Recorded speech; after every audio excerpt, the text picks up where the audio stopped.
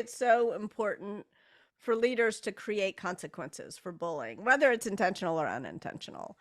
And so part of what leaders need to do is learn how to create conversational consequences. Okay. So there are moments, like let's go back to the person who talks and talks and talks and talks.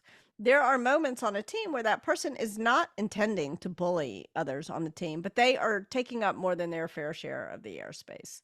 And that is having the impact of silencing others. So you need to learn how to give other people an opportunity, to give the quiet ones a voice, to give other people an opportunity to talk.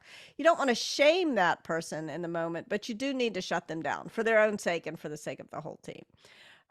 Then there are other times when a person is really just cruel in a meeting. They say something that is is really mean, and you need to learn how to shut that person down in the moment. Or when a person, when a person starts to yell. Like one of the simple techniques I learned to create a consequence in the moment, like not a terrible consequence, but if somebody is really yelling and I'm the leader, I walk towards them.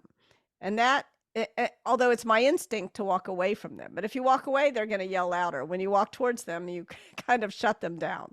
Right. And so you need to learn how to create these conversational consequences for bullying. And sometimes if the bullying is really extreme, you need to stop the meeting and say, you know, you can't talk to your colleagues that way, a Right. you statement. Um, and by the way, a you statement I learned from my daughter. I think very often leaders in the moment, when they're trying to create a conversational consequence, they use an I statement, and they'll say, "I don't think you meant that the way you sounded," or "I, when you say blah blah blah blah blah, I feel blah blah blah blah blah." And my daughter, I this is what I was recommending to my daughter when she was getting bullied on the playground. She banged her fist on the table and she said, "Mom, they are trying to make me feel sad. Why would I tell them they succeeded?" I was like, "Oh, that's a really good point." So I think much better to say, "You can't talk to me like that," than "I feel sad when you talk to me like that." And when it's Yeah. bullying, when you think it's bullying.